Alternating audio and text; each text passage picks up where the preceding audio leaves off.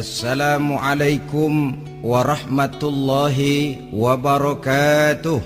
Waalaikumsalam warahmatullahi wabarakatuh. Alhamdulillah, wassalatu wassalamu ala sayyidina Rasulillah, sayyidina wa maulana Muhammad ibn Abdullah wa ala alihi wa sahbihi wa mawalah. La haula wa la quwwata illa billah, amma ba'du. Bapak-bapak, ibu-ibu, saudara-saudara kaum muslimin rahimakumullah. Sudah menjadi keyakinan dalam kehidupan kita bahwa segala yang ada permulaannya tentu akan ada penghabisannya. Setiap yang punya awal mesti akan punya akhir. Tidak ada keabadian dalam kehidupan dunia ini. Semuanya datang dan pergi silih berganti, berubah oleh pergeseran masa dan pertukaran waktu. Demikianlah kalau kita mau merenungi kehidupan dari alam di sekitar kita. Sejak dari kehidupan tumbuh-tumbuhan, binatang, sampai kepada kehidupan kita, makhluk bernama manusia. Lihatlah kita manusia misalnya. Dimulai sejak kita terlahir ke alam ini, keluar dari alam rahim ibu, menjadi bayi yang merah tidak berdaya, untuk kemudian berangsur meningkat menjadi anak-anak. Dari kehidupan anak-anak berubah lagi kita menjadi remaja dengan segala keceriaan dan kelincahannya. Dan dari masa remaja naik lagi kita memasuki usia dewasa, untuk kemudian berangsur memasuki hari tua. Lalu setelah kita memasuki hari tua, sehari, seminggu, sebulan, setahun, sampailah kita kepada batas waktu yang telah ditentukan oleh Allah, yang dinamakan ajal, dan bertemulah kita dengan yang disebut maut. Ini merupakan kepastian dalam kehidupan. Kalau saja kita mau merenung perubahan-perubahan yang terjadi pada diri kita, seharusnya membuat kita insaf dan sadar. Di kala remaja kita begitu lincah, punya rambut yang hitam ikal berderai, punya lesung di pipit, punya senyum yang indah menawan setiap orang yang melihat, punya kulit yang kencang dan bersih. Manakala kita memasuki hari tua, perubahan frontal pun terjadi. Kulit mulai jadi keriput, rambut yang tadinya hitam ikal berderai mulai memutih, nikmat berkurang, gigi yang tadinya utuh dan sanggup mengunyah apa saja, satu demi satu permisi meninggalkan kita. Sangat boleh jadi dikala remaja kita senyum semua orang terpikat. Dikala hari tua dengan kulit yang keriput dan gigi yang tidak ada lagi, manakala kita senyum mungkin orang bakal lari dari sekitar kita. Kemana keindahan yang tadinya begitu menawan? Kemana senyum lesung pipit yang tadinya menarik perhatian orang? Pergi meninggalkan kita, berubah oleh pergeseran masa dan pertukaran waktu. Nah, bila maut datang menjemput kita, selesailah kehidupan sampai di situ? Ternyata belum.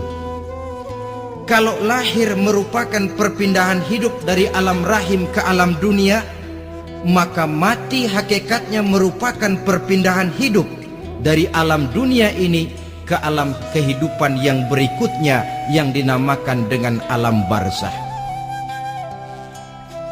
Andai kata hidup cuma sekali, secara moral kita sanggup berkata, alangkah tidak adilnya Tuhan.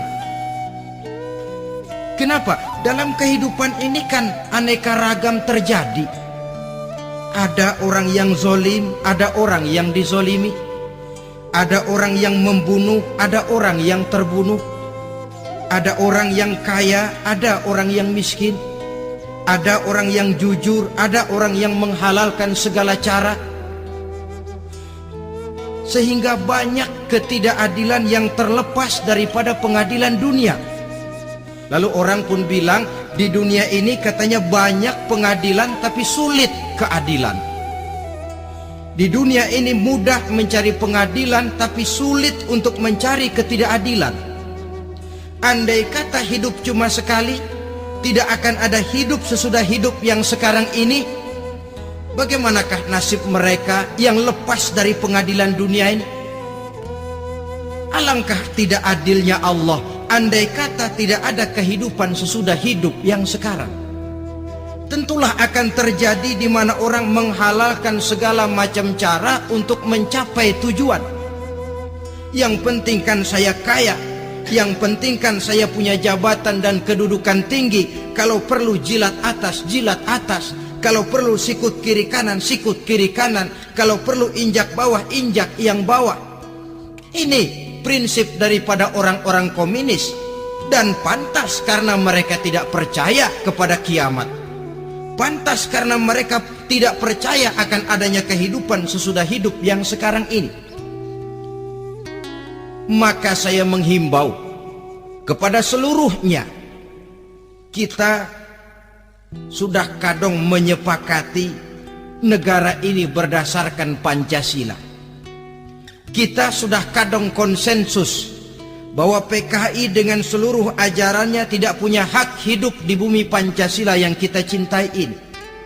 Maka salah satu ajaran PKI tujuan menghalalkan cara. Kita orang Indonesia yang berbudi pekerti luhur, yang punya nilai budaya tinggi, janganlah sampai mencaci PKI, membubarkan PKI, mengutukkan PKI, tapi dalam kehidupan sehari-hari prakteknya prinsip komunis kita pakai. Apa itu? Tujuan menghalalkan cara. Asal sudah tujuan tercapai, cara apapun saja halal. Itu pandangan hidup orang yang tidak percaya kepada adanya hari akhirat. Sebagai muslim yang yakin akhirat ada, kiamat pasti akan datang.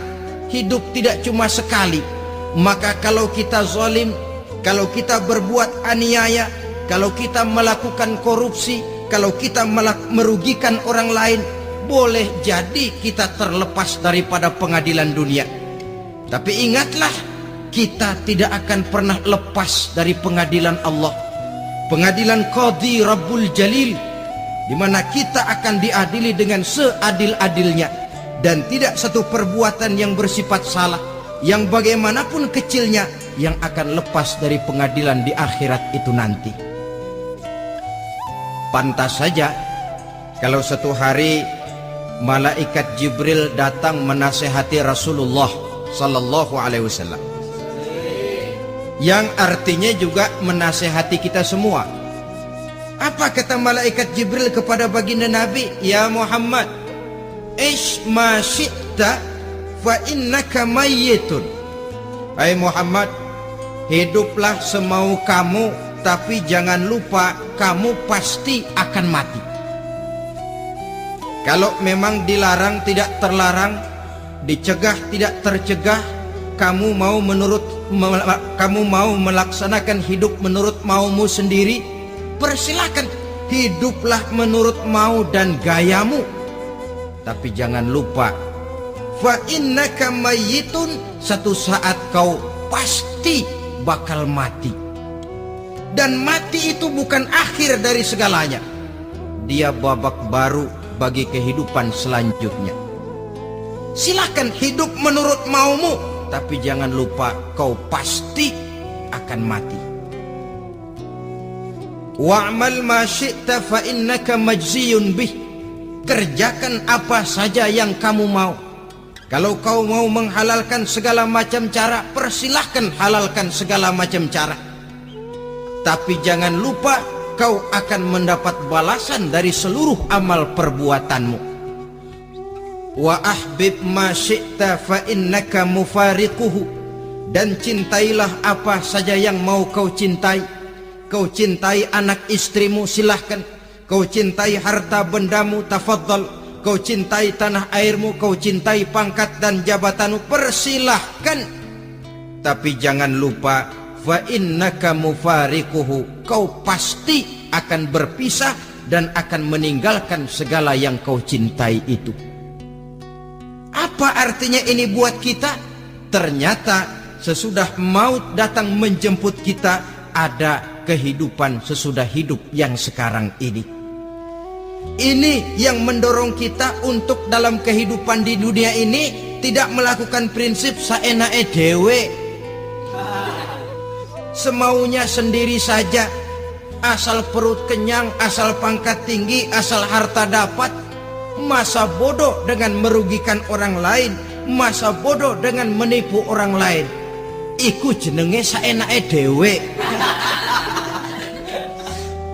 Muslim tidak diajarkan. Ingat manusia, setelah kau mati, setelah kiamat datang, kau akan dibangkitkan, kau akan dimintakan pertanggungan jawab tentang kehidupan yang sekarang ini. Saudara hadirin, oleh sebab itu kalau kita bicara soal kiamat, soal akhirat, ini memang masalah yang gaib, yang sepenuhnya tidak bisa dicernakan dengan kemampuan penalaran intelektual. Dasar di dalam membicarakan ini tidak lain adalah iman kita kepada Allah Subhanahu wa ta'ala. Bukan cuma zaman sekarang, dari zamannya Nabi, orang itu kalau sudah bicara kiamat, bicara akhirat, ada yang ragu-ragu, ada yang menolak sama sekali. Bukan dari zaman sekarang, dari zaman dulu. Pernah kok satu saat Rasulullah itu dakwah, menceritakan, saudara-saudara, akan terjadi kiamat, di mana Allah akan membangkitkan manusia dari kuburnya untuk memintakan pertanggungan jawab. Ini dalam dakwahnya Nabi pidato macam itu. Apa reaksi orang? Yang beriman ya mantap, tapi yang tidak beriman, bajingan-bajingan Quraisy ini, mereka bertepuk tangan, mengejek, mencaci.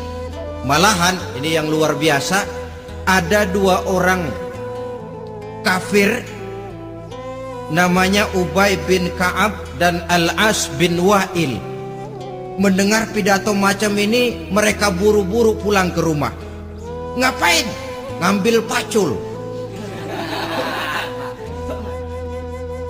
Lalu berangkat nyari kuburan tua. Dia gali itu kuburan, tulang-tulangnya diangkut, dibawa ke depan Nabi.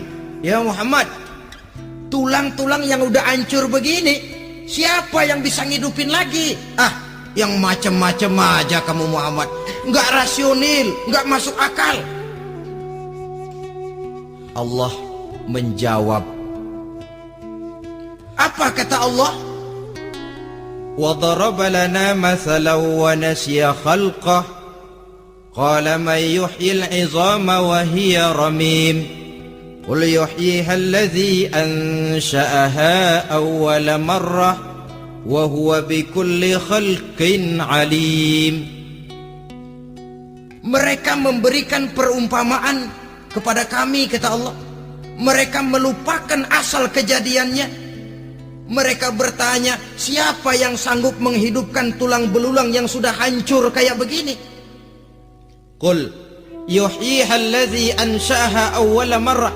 Katakan kepada mereka Muhammad, yang akan menghidupkannya adalah Dia yang telah menciptakannya pertama kali dulu. Kalau Dia sanggup menciptakan, Dia tentu lebih sanggup lagi untuk mengembalikan reproduksi ciptaan itu sebagaimana semula. Yang paling kasihan yang ragu-ragu. Akhirat itu ada apa enggak sih? Kiamat itu ada apa enggak sih? Lantaran ragu-ragu, terombang-ambing dia antara harapan dan putus asa, antara kenyataan dan idealisme. Ada yang buta sama sekali, 100% terhadap keadaan-keadaan sesudah mati. Perhatian mereka hanya tercurah kepada kehidupan sebelum mati. Yang mereka perhatikan siang dan malam tidak lebih daripada urusan perut. Pergi pagi pulang sore, peras keringat, banting tulang. Cuma soal makan, soal minum, soal pakaian, soal kendaraan, soal rumah tangga, soal anak, soal istri. Yang mereka pentingkan hanya soal-soal politik misalnya, ekonomi, pembangunan dan industri. Untuk soal-soal kayak begitu giat betul, habis seluruh waktu untuk memikirkan meningkatkan kebudayaan, politik, sosial, ekonomi. Kadang-kadang kurang tidur, kurang istirahat, berkeliaran ke sana kemari ke tempat yang jauh-jauh, sampai kadang-kadang terkena stres, penyakit darah tinggi, ginjal, lever, untuk memikirkan hal-hal yang semata-mata karena dunia saja. Lantas boleh jadi mereka mendapatkan kekayaan yang berlimpah ruah, mendapatkan kedudukan yang tinggi, nama yang semerbak, dikenal orang di barat dan di timur, di utara dan di selatan. Tetapi alangkah kecewanya mereka jikalau datang ajal menjemput nyawa, mati mereka, meninggalkan harta yang banyak, nama yang masyhur. Mereka disebut dengan jasa-jasanya. Radio memberitakan, TV menyiarkan, koran-koran memuat. Bahkan nama mereka kadang-kadang dikenang 2-3 tahun setelah wafatnya. Tetapi dalam pada itu, roh mereka merintih, mengeluh, menderita, karena dilemparkan oleh Allah ke tempat-tempat yang kotor, penyesalan yang sudah tidak akan ada gunanya lagi. Saudara-saudara kaum muslimin rahimakumullah, oleh karena itu kehidupan akhirat bukanlah dongeng dan takhayul, bukan khurafat dan hayalan. Kehidupan akhirat, hari kiamat adalah kebenaran dan kepastian. Dalam surah Al-Hajj ayat ke-7, Allah Subhanahu wa taala menyatakan, wa anna as-sa'ata atiyatun la raiba fiha wa anna Allah yab'atsu man fil qubur, dan bahwasanya kiamat itu sesungguhnya adalah sesuatu yang pasti dan tidak ada keraguan-raguan lagi di dalamnya, dan bahwasanya Allah sungguh-sungguh akan membangkitkan manusia dari kuburnya masing-masing. Nah, kalau kita sudah yakin kiamat sesuatu yang pasti adanya, akhirat sesuatu yang pasti adanya, dari mana pembicaraan tentang kiamat ini kita mulai? Tentu dari diri kita. Marilah kita mencoba melihat proses perjalanan hidup ini sampai kita memasuki kiamat. Hadirin, tidak ada makhluk secantik manusia. Tidak percaya, pernah keragunan? Nah, saudara masuk ke kebun binatang, segala macam makhluk ada di situ. Ratusan macam jenis binatang. Bandingkan dengan saudara, kira-kira cakep mana?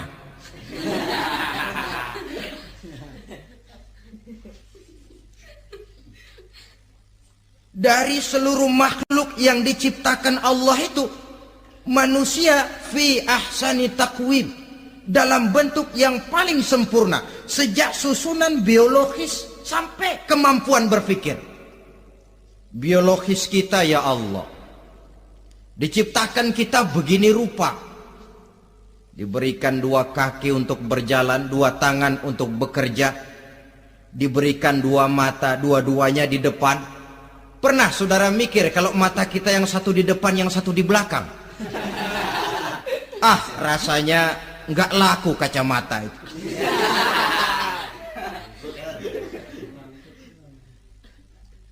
Diberikan hidung dengan 2 lubang, tahu betul Allah ke bawah lagi lubangnya. Coba pikir kalau lubang hidung kita menghadap ke atas. Aduh, kalau musim hujan repot jagain hidung. Laqad khalaqnal insana fi ahsani taqwim. Sungguh telah kami ciptakan manusia dalam bentuk kejadian yang paling sempurna ketimbang makhluk-makhluk Allah lainnya. Nah, kesempurnaan manusia ini oleh karena hidupnya terdiri dari 2 unsur pokok. Pertama unsur jasmani dan kedua unsur rohani. Jasad dan roh. Jasad yang terlihat sekarang ini, potongan saudara yang ngejedok di depan saya ini jasad saudara. Ini yang berasal dari sari pati makanan yang dimakan oleh bapak ibu kita. Lalu hasil kerjasama yang baik antara ibu dengan bapak, terwujudlah kita. Kalimat langsungnya jasad ini berasal dari tanah yang tadi berubah dari bayi, remaja, dewasa, meningkat hari tua. Yang berubah itu jasmani kita. Kenapa? Karena jasmani itu materi, benda, daya tahannya terbatas. Dia berubah oleh pergeseran masa dan pertukaran waktu. Apa ada orang makin tua makin cakep? Jasmani oleh karena dia materi, dia berubah oleh pergeseran masa dan pertukaran waktu. Nah, yang menyebabkan jasmani itu bergerak karena ada roh di dalamnya. Ini yang menyebabkan kehidupan. Ini yang menjadi sumber kehidupan, pusat kesadaran dan pengertian dalam kehidupan manusia. Tanpa roh dalam diri kita, maka jasad kita pernah lihat orang mati? Nah, itu kalau orang mati, coba perhatikan. Apanya yang kurang? Kupingnya masih ada, tapi sudah tidak sanggup mendengar. Matanya masih lengkap, tapi tidak mampu melihat. Jangankan melihat, terbuka saja tidak. Mulutnya masih ada, tapi sudah tidak bicara lagi. Telinganya cukup, tapi sudah tidak sanggup mendengar. Kakinya lengkap, tapi tidak mampu lagi berjalan. Apa penyebabnya itu? Ternyata jasmani kita, jasad ini manakala sudah ditinggalkan oleh ruh, dia tidak akan bisa berdaya apa-apa, tidak mampu berjalan, tidak pula berbuat, tidak pula bekerja apapun saja. Saudara-saudara, dua-duanya punya kebutuhan. Jasmani ada kebutuhannya, rohani pun ada kebutuhannya. Jasmani yang jelas perlu makan, perlu minum, perlu tidur, perlu pakaian, dan sebagainya. Nah, apabila saat berpisah datang, ajal sampai, berpisahlah roh dan jasad. Dan itulah yang dinamakan dengan maut. Jadi, apa sih mati itu? Mati adalah berpisahnya roh dengan jasad. Sebab itu Islam sangat menganjurkan kita untuk banyak-banyak mengingat mati. Bagaimana caranya mengingat mati? Pertama, mati itu kan pasti. Kira-kira yang hadir di sini ada yang nggak mati nggak kira-kira? Semuanya bakal mati kan? Berani? Berani. Sekarang mau? Saudara, sebenarnya kalau kita merenung lebih jauh, orang itu tidak perlu takut mati. Walaupun tidak boleh terlalu berani menghadapi mati. Karena bagaimanapun takutnya kita kepada mati, toh dia pasti datang. Bagaimanapun beraninya kita mati, kalau belum ajal ya tidak mati juga. Jadi muslim itu kan harus berani menghadapi hidup dan tidak takut menghadapi mati. Mati adalah sesuatu yang pasti. Muslim dianjurkan banyak-banyak mengingat mati dalam kehidupan. Caranya bagaimana? Pertama, berziarah, nengokin teman yang sakit. Ya? Suka nengokin teman yang sakit enggak? Oh, itu pahalanya kata Nabi. Menengok orang yang sedang sakit lebih afdol daripada sholat sunnah 1000 rakaat. Apa pernah saudara sembahyang sunnah sampai 1000 rakaat? Nengokin orang sakit pahalanya lebih afdol daripada itu. Kenapa menengoki orang sakit mengingatkan kita kepada mati? Iya ya, ini teman saya yang kemarin segar banget, bercanda sama saya, ketawa sama-sama, sekarang terbaring tidak berdaya, hilang kemampuannya, hilang keceriaannya, sakit. Iya kalau sembuh, kalau ajal, iya sekarang giliran dia, kalau jatuh ke saya. Lalu menghibur teman dengan kata-kata yang enak, yang akan mendatangkan sugesti supaya dia cepat sembuh. Jangan nengokin orang sakit jujur. Sakit apa lu? Perut. Emang teman gua kemarin sakit begini mati nih. Wah, itu orang bisa jadi shock lantaran etika kita tidak akan sampai ke sana. Menjenguk orang sakit akan mengingatkan kita kepada mati. Apalagi ziarah kubur. Ada yang orang tuanya sudah meninggal? Kalau ada, ya tidak bisa tiap hari, sekurang-kurangnya seminggu sekali. Jumat pagi misalnya ziarah kita ke kubur. Sehingga kalau kita masuk kubur kan ada etikanya. Assalamualaikum ya ahlal kubur wa inna insyaallahu bikum lahikun. Hai penduduk kubur, keselamatan bagi kamu dan kami yang masih hidup sekarang ini insyaallah pasti bakal nyusul kamu. Iya, yang kemarin gagah benar sekarang terbaring tanpa daya. Ini unggukan kuburannya. Yang kemarin ada sekarang sudah tidak ada. Kemana dia? Kami satu saat pasti akan begini. Ingat mati. Lalu apalagi yang bisa membuat kita ingat kepada mati?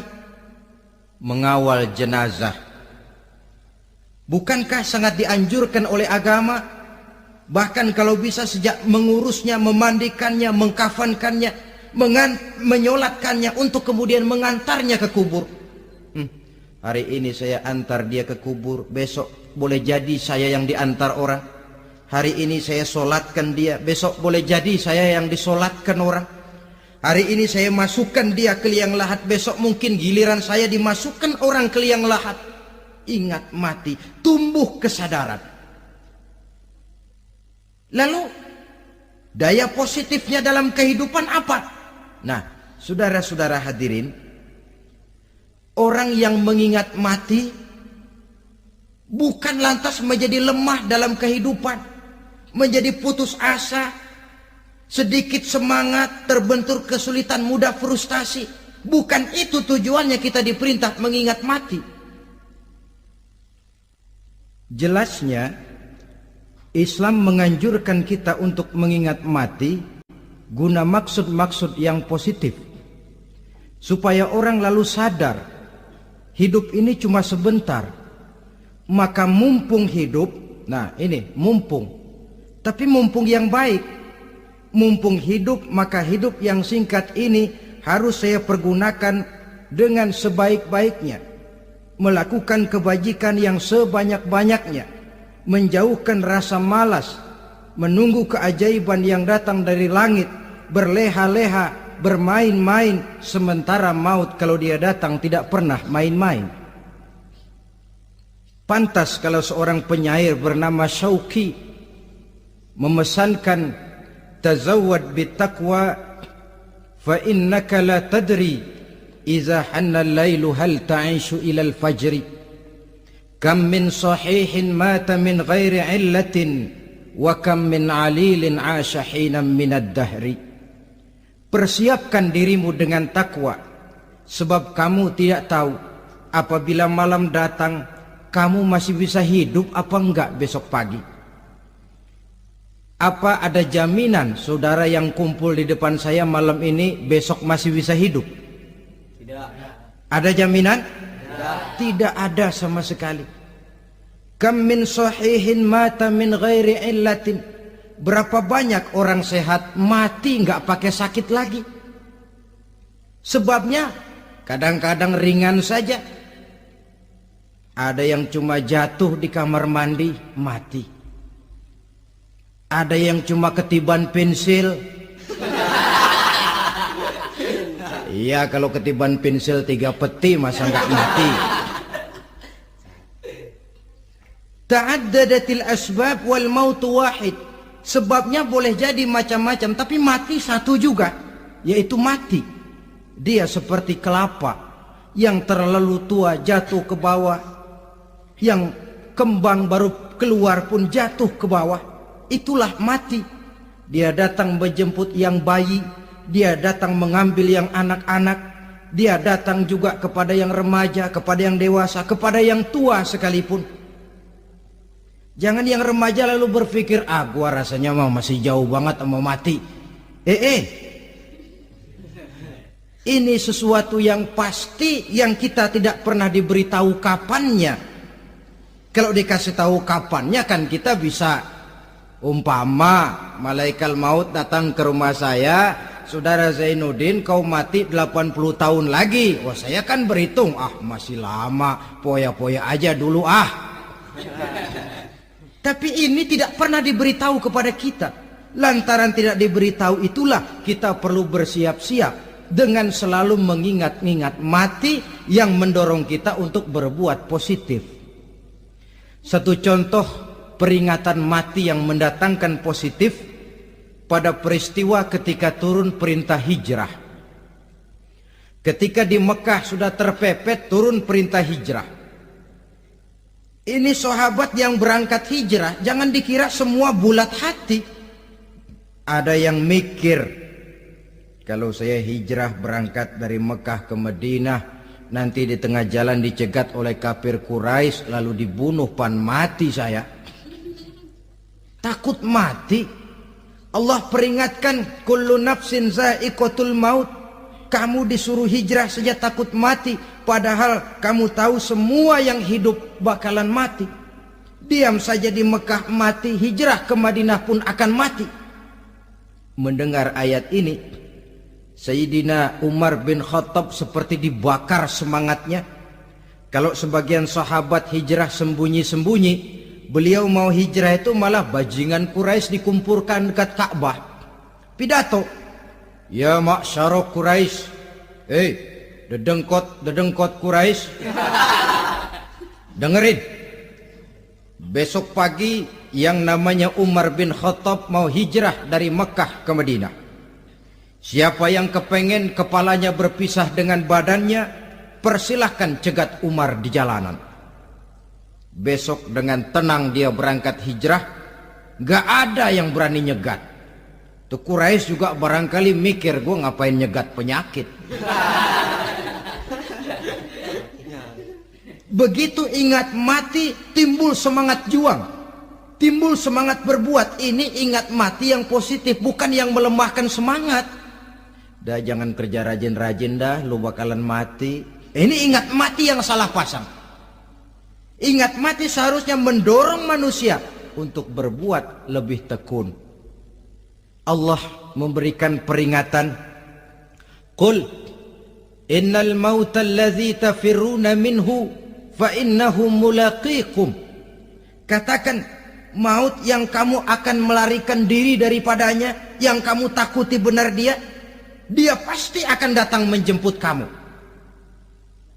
Saudara-saudara hadirin yang saya hormati, datangnya memang tidak kita harapkan yang namanya maut. Tapi sekali dia datang, tidak ada pintu tempat kita lari. Dia memang tidak pernah kita undang. Tapi sekali dia datang, mengetok pintu, kekuatan apa yang bisa menolak? Dia sebuah tanda seru dalam kehidupan. Apa yang menyebabkan orang takut mati? Pertama barangkali karena dia tidak tahu bagaimana kehidupan sesudah mati. Alam kubur gelap, alam akhirat gelap. Sehingga dia bingung, lantaran bingung lalu jadi takut. Yang kedua boleh jadi oleh bayangan-bayangan dosa yang pernah dia kerjakan di dunia ini. Kerjanya cuma menumpuk dosa. Dia gembira, bahagia, tertawa di atas tumpukan dosanya. Merasa segan berpisah dengan seluruh kehidupan ini. Sehingga boleh jadi maut adalah sesuatu yang ditakutkannya benar dalam kehidupan. Tapi bagaimanapun takutnya, tidak ada tempat lari dari dia.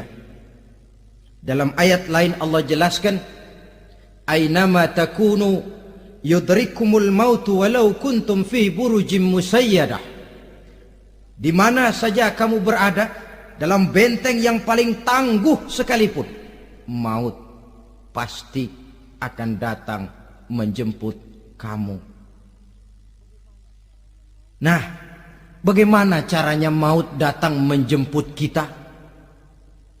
Bila datang dia, sang malaikat pencabut nyawa, malaikat Israel namanya, hendak mengambil ruh kita. Dalam suasana macam begitu, di akhir kehidupan dunia, dalam berhadapan dengan sakaratul maut, terbagilah manusia dalam dua bagian besar. Pertama, yang menghadapi sakaratul maut itu dengan husnul khatimah, baik di akhirnya, sehingga pada saat ruhnya berpisah dengan jasadnya, kelihatan dia seperti senyum, mukanya cerah. Bahkan sebelum itu boleh jadi dia sempat meninggalkan pesan-pesan yang baik. Ada yang sempat azan, ada yang sempat baca Quran. Pernah kan nemui orang yang mau mati seperti itu? Yang sempat azan, yang sempat baca Quran, yang sempat meninggalkan wasiat-wasiat yang baik. Sebab apa? Malaikat maut datang menjemput mereka juga dengan baik-baik. Dicabut ruhnya perlahan-lahan, tapi sungguh pun perlahan-lahan. Pedihnya, sakitnya tetap tiada tara. Rasulullah Sallallahu Alaihi Wasallam, dikala beliau hendak berhadapan dengan sakaratul maut, diceritakan mencelupkan tangannya ke dalam gelas berisi air, lalu mengusapkannya ke muka beliau seraya berdoa, Ya Allah, mudahkan saya dalam menghadapi sekarat ini. Beliau juga yang mengatakan bahwa sakitnya sakaratul maut sama dengan 300 kali bacokan pedang. Sehingga kita diajarkan doa, di antara doa selamat itu kan ada Allahumma hawwin alaina fi sakaratil. Ya Allah, mudahkan saya di dalam menghadapi sakaratul maut itu. Ketika ruh ini keluar dari jasad, mata masih mengikuti ruh itu. Sehingga kadang-kadang ada yang matanya terbelalak dan tidak sempat ditutup, terbuka terus, mengikuti ruh itu keluar dari jasadnya. Adapun golongan kedua, manusia yang ketika berhadapan dengan sakaratul maut mendapatkan su'ul khatimah, jelek di penghabisannya. Sekaratnya sudah setengah mati, lalu jelek juga di akhirnya, mati dalam keadaan yang tidak baik, tidak terpuji. Ada yang lagi megang kartu, mati. Ada yang lagi di tempat ngadu ayam, mati. Ada yang lagi di tempat pelacuran, mati. Ada yang lagi megang botol minuman keras, mati. Nih barangkali malaikat maut gemes banget nariknya, lu bajingan, lu tarik terus yang ampun. Mati su'ul khatimah. Makanya bagus itu. Kadang-kadang di majelis-majelis taklim kan sering dibaca, ya Allah biha, ya Allah biha, ya Allah bihusnil khatimah. Kan ada itu? Ada enggak? Saudara hadirin, mohon agar oleh Allah kita diberikan husnul khatimah, baik di saat ruh akan berpisah dengan jasad. Ini sesuatu yang pasti. Sang malaikat maut datang menjemput nyawa. Setelah ruh berpisah dari badan, maka tinggallah sang badan, ditangisi oleh semua yang kita tinggalkan. Sehingga kepada putrinya Fatimah, ketika malaikat maut datang hendak menjemput baginda Nabi, beliau berkata kepada anaknya, Fatimah, kamu tahu siapa yang datang? Saya tidak tahu, Bapak. Yang datang hadimul lazat. Itu dia yang menghancurkan seluruh kesenangan dunia. Wa qati'u syahwat, yang memisahkan kita dengan seluruh yang kita cintai. Dia malaikat maut, Pak. Manakala jasad sudah ditinggalkan oleh roh, itulah yang dikerubungi orang.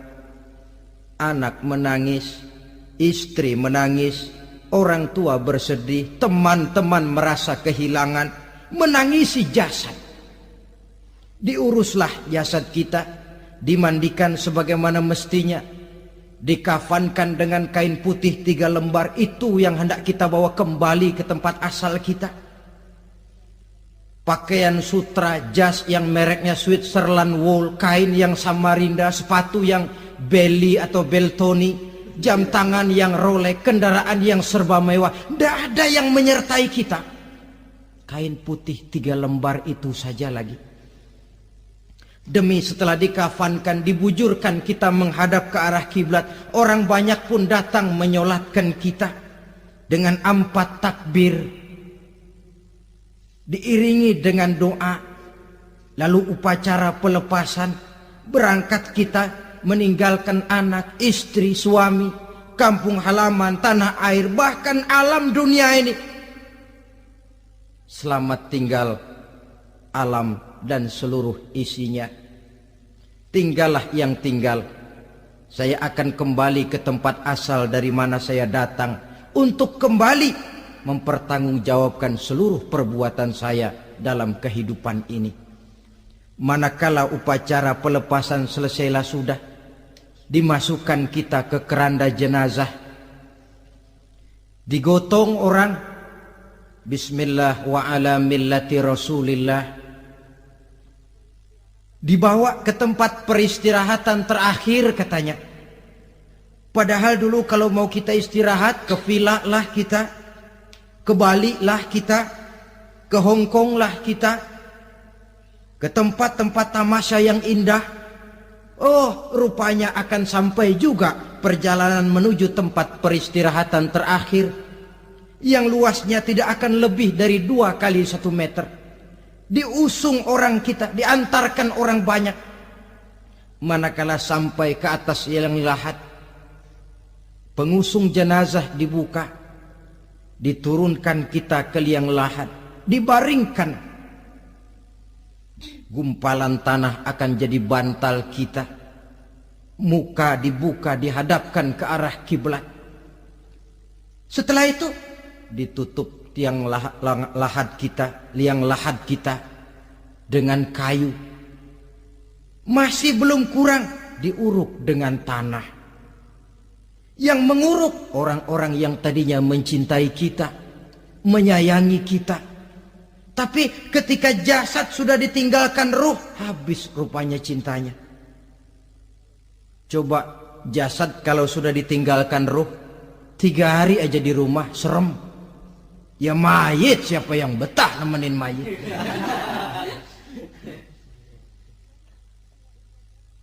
Lalu bila upacara pemakaman selesai, maka berusahalah semuanya. Para pengantar akan kembali ke rumahnya masing-masing. Maka masuk kita ke alam kehidupan, yaitu yang disebut alam barzah atau alam kubur. Apa selesai hidup sampai di situ? Tidak. Hanya beberapa langkah setelah yang mengantar kita pulang. Diriwayatkan dalam hadis Bukhari dan Muslim, bila seseorang sudah diletakkan di kuburnya, lalu yang mengantar kembali pulang, maka roh si mayit akan dapat mendengar bunyi terompah orang yang pulang itu. Bunyi terompahnya terdengar. Datang dua malaikat menanyakan dia dengan pertanyaan-pertanyaan yang kalau bisa dijawab dengan betul, dua malaikat yang bernama Munkar Nakir akan bilang, jawabanmu betul, tenanglah kau di sini, naumatal arus, tidurlah kau di sini seperti tidurnya pengantin. Orang yang baik-baik di alam kuburnya akan mendapat nikmat kubur, sehingga masa penantian yang lama. Sebab jangan lupa, kita masuk ke kubur itu kan menunggu sampai datangnya hari kiamat. Jadi kalau kiamat umpama masih 1000 tahun lagi, ya 1000 tahun kita menunggu. Orang yang baik-baik penantian di alam kubur, kata malaikat, naumatal arus, tidurlah kamu seperti tidurnya pengantin. Bagaimana sih tidurnya pengantin? Nggak berasa. Iya, kata anak sekarang, endah aja udah. Begitu mendusin pagi, kata lakinya, malam sebentar bener ya Neng. Sebentar betul katanya malam. Ya tentu saja tidak terasa. Kenapa? Dia tidak pernah memikirkan waktu. Terbawa oleh kenikmatan dan kelezatan yang dirasakannya dalam kehidupan. Tapi orang kafir, orang yang dosanya bertumpuk, tidak sanggup menjawab pertanyaan dua orang malaikat, maka dia akan mendapat azab di alam kuburnya terus menerus siang dan malam sampai datangnya hari kiamat. Ibarat maling ayam ketangkep, belum masuk pengadilan udah digebugin duluan.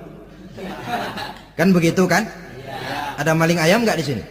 Nah, itu yang nyaut tadi pengalaman itu. Di sidang belum divonis, belum digebugin babak belur. Saudara hadirin, maka alam kubur bisa merupakan raudhatun min riyadil jannah, taman di antara taman-taman surga, pun juga bisa merupakan hufratun min hufarin niran, menjadi liang daripada neraka. Ada lagi riwayat yang dari Imam Muslim yang diperoleh dari Zaid bin Sabit. Zaid bin Sabit cerita, satu hari kami bersama Rasulullah sallallahu alaihi wasallam berada dalam kebun kepunyaan Bani Najjar. Rasulullah sedang duduk di atas keledai. Tiba-tiba entah bagaimana itu keledai terkejut, kaget, berontak, hampir Rasulullah jatuh. Rasulullah kemudian bertanya, rupanya di kebun itu ada kuburan tua, 5 atau 4 kuburan. Rasulullah lalu bertanya, saudara-saudara ada yang tahu nggak ini kuburan siapa? Nggak ada ya Rasulullah. Memang kenapa? Ini penghuni kuburnya lagi disiksa oleh Allah. Andai kata boleh saya mohon kepada Allah supaya kamu dengar seperti yang saya dengar, andai kata saja kamu kuat mendengarnya, saya pasti akan berdoa. Tapi sayang, saya yakin kamu pasti tidak akan kuat mendengar mereka mendapat azab di kuburnya. Hadis sahih riwayat Imam Muslim dari Zaid bin Sabit. Kehidupan di alam barzah. Pak, iya kalau yang matinya dikuburin. Lah kalau yang matinya diceburin ke laut, dibakar, di medan perang hilang, gak ketahuan kemana jenazahnya. Saudara, hilang kek, dikubur kek, di dalam lautan direndam kek, itu kan cuma logika kita. Menurut Allah tidak ada perbedaan orang mati dikubur di dasar lautan, atau dibakar sampai jadi abu, atau gugur di medan perang tidak ketemu jenazahnya. Entah mereka tetap masuk ke alam barzah namanya. Jasad boleh hancur, tapi roh sebagai sumber kehidupan, pusat kesadaran dan pengertian, dia tetap ada, mengalami kebahagiaan dan kegembiraan, atau mengalami kepedihan dan penderitaan, bergantung kepada amalan yang kita lakukan dalam kehidupan di dunia ini.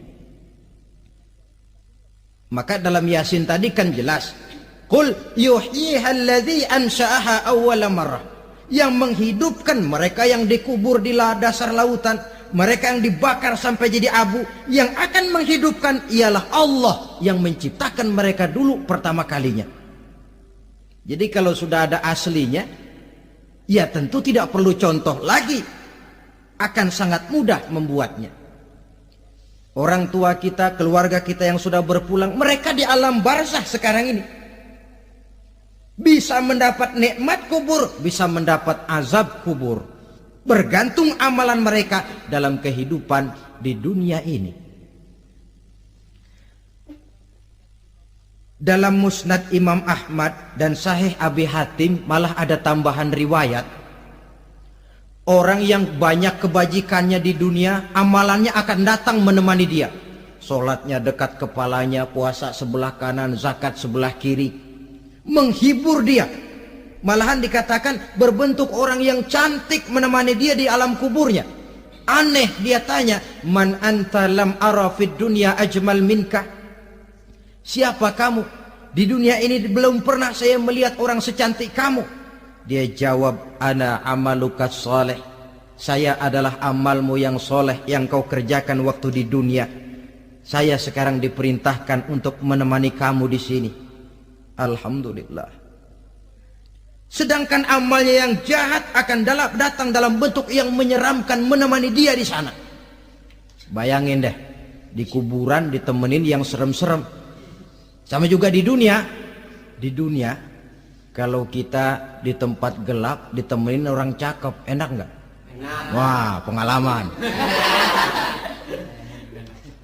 Tapi coba bayangin, sudah tempatnya gelap, yang nemenin jelek nggak ketulungan, gerah kita. Nah, saudara hadirin yang saya hormati, lalu bagaimana tempat arwah-arwah yang sudah kembali menghadap Allah yang disebut mustaqarrul arwah itu? Macam-macam tingkatannya sesuai dengan profesi dan amalannya waktu di dunia. Ada roh-roh itu yang setelah pisah dengan jasad, artinya mati, ditempatkan di tempat yang disebut a'la iliyin, tempat yang tertinggi. Siapa ini? Arwahnya para nabi dan para rasul. Ini fi a'la iliyin, di tempat yang tertinggi. Arwahnya para nabi, arwahnya para rasul. Dan karena kita bukan nabi, bukan rasul, ya jangan mimpi dapat tempat fi a'la iliyin, kecuali kalau Allah menghendaki, itu hak prerogatif Allah. Tapi kan tidak adil kalau Allah melakukan itu. Ini kelompok roh-roh yang masuk golongan VIP. Wah, the first class. Para nabi, para rasul. Lalu ada pula roh-roh itu yang setelah pisah dengan jasadnya diumpamakan seperti burung-burung hijau yang berterbangan di perkebun-kebunan surga. Roh siapa mereka ini? Rohnya para syuhada, orang-orang yang mati syahid gugur membela agama. Nah, ini bedanya orang mati syahid dengan pahlawan, ya. Apa bedanya syuhada dengan pahlawan? Kalau syuhada, orang yang gugur membela agama, niatnya karena Allah, mati syahid. Kalau pahlawan, orang yang gugur membela negara, orang yang dianggap berjasa kepada pemerintah. Klimaksnya, kalau orang mati syahid jelas surga, tapi pahlawan belum tentu surga. Kenapa? Bergantung kepada negara macam apa yang dibelanya dan pemerintah model mana yang dibelanya. Di negara-negara komunis misalnya, banyak nggak pahlawan? Dengan sekian tanda jasa yang mati di medan perang dan sebagainya. Kira-kira pahlawan komunis masuk surga enggak? Ya, kalau pahlawan komunis masuk surga, kita enggak kebagian kapling di surga barangkali. Inilah bedanya pahlawan dengan orang mati syahid. Kemudian ada pula roh itu yang tertahan di pintu surga. Tertahan di pintu surga. Ini seperti tadi, orang yang mati syahid tapi masih ada kaitan di dunia. Rasulullah pernah ditanya orang, ya Rasul, kalau saya maju ke medan perang bela agama, mati syahid, apa saya masuk surga? Iya, masuk surga. Kecuali kata Nabi, kalau masih punya utang. Nah, tertahan di pintu surga. Ada pula roh itu yang tertahan di alam kuburnya. Ini umumnya seperti tadi itu. Ada mempunyai dosa, mempunyai kesalahan, sehingga merasakan azab kubur. Ada juga roh itu yang tertahan di permukaan bumi. Mereka yang dalam hidup selalu menumpuk dosa-dosa yang besar, meninggal sebelum keburu untuk bertaubat. Saudara hadirin yang saya hormati, inilah yang kita khawatirkan. Sebab jikalau pada saat roh sudah datang, jikalau saatnya roh datang berpisah dengan jasad, menemukan sakaratul maut, saat itu taubat sudah tidak akan ada gunanya lagi. Masuk ke alam kubur, mendapat azab kubur sampai datangnya hari kiamat. Berapa lama di alam kubur ini? Menunggulah kita sampai datang saatnya kiamat. Nah, saudara-saudara, apa tanda-tanda hari kiamat? Kapan dia akan datang? Bagaimana hal ihwal manusia pada saat terjadi kiamat? Bagaimana alam ini? Bagaimana perhitungan di padang mahsyar? Insya Allah akan saya ungkapkan pada bagian kedua dari ceramah ini. Insya Allah kita akan lanjutkan pembicaraan ini sampai kepada terminal paling akhir, surga dan neraka. Inilah saja pertemuan kita pada kesempatan kali ini. Terima kasih banyak atas segala perhatian. Mohon maaf atas segala kekurangan. Wabillahi taufiq wal hidayah. Wassalamualaikum warahmatullahi wabarakatuh.